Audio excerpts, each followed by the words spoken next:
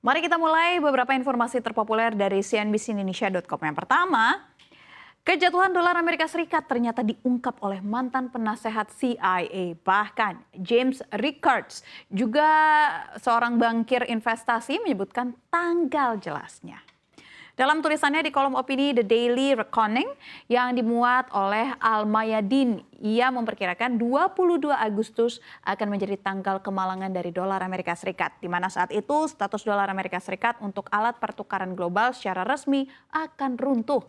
Ia mengatakan banyak faktor yang menyebabkan hal itu. Pertama adalah dolar terhadap ekonomi Rusia di tengah konflik di Ukraina dan utang nasional Amerika Serikat sendiri senilai 31 triliun US dollar. Selain itu juga ada wacana kelompok BRICS yang terdiri dari Brazil, Rusia, India, China, dan Afrika Selatan untuk menciptakan perdagangan alternatif dan mata uang cadangan. Hal ini akan mempengaruhi perdagangan dunia, investasi asing langsung, dan juga portfolio investor dengan cara yang dramatis dan tidak terduga. Fakta lain yang diungkap oleh Rickards juga mengacu pada tanggal 22 Agustus 1971.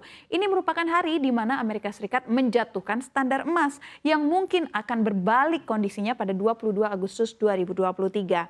Sebenarnya fenomena dedolarisasi atau buang dolar mulai dilakukan oleh banyak negara di dunia. Seperti India telah mengeluarkan kebijakan baru untuk semakin meningkatkan penggunaan rupiah dalam perdagangan mereka sejak April 2023. Nah, salah satunya dengan Malaysia dan juga Uni Emirat Arab. Indonesia juga ternyata telah mengurangi ketergantungan akan dolar sejak 2018 dengan menggencarkan penggunaan mata uang lokal melalui settlement currency atau local currency settlement atau LCS dalam transaksi perdagangan bilateral Indonesia dengan negara mitra.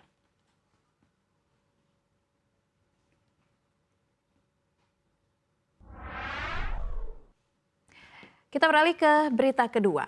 Polemik tagihan utang oleh pengusaha jalan tol Jusuf Hamka kepada pemerintah semakin semeraut dengan satu persatu fakta perlahan mulai bermunculan.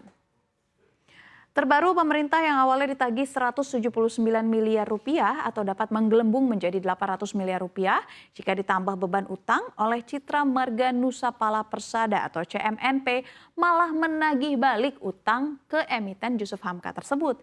Pasalnya, pemerintah menyebut bahwa 3 entitas anak usaha, Grup Citra, CMNP, memiliki utang hingga 775 miliar rupiah dan ikut terseret dalam skandal bantuan likuiditas Bank Indonesia atau BLBI. BLBI sendiri juga menjadi alasan utama keengganan pemerintah membayarkan tagihan yang dikenakan karena menurut Sri Mulyani, CMNP dan Bank Yama adalah entitas terafiliasi yang dikendalikan oleh pihak yang sama, yaitu Putri Presiden Soeharto, Siti Hardianti Rukmana atau yang lebih dikenal dengan Tutut.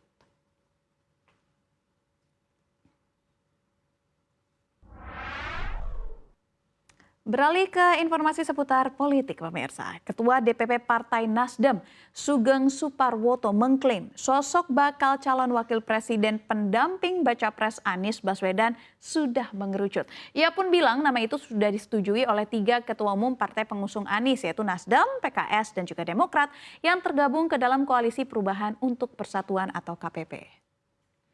Ia menyebutkan nama itu sudah berada di kantong Anies. Namun soal pengumuman sosok itu diserahkan sepenuhnya kepada Anies. Sugeng menyampaikan kini KPP dan Anies tengah mencari momentum yang tepat untuk mengumumkan sosok tersebut.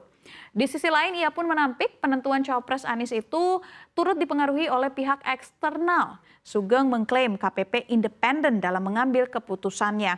Sejauh ini ketiga partai juga telah menyepakati piagam kerjasama, salah satunya adalah dengan mengatur tentang kewenangan Anies menentukan cawapres yang akan mendampinginya.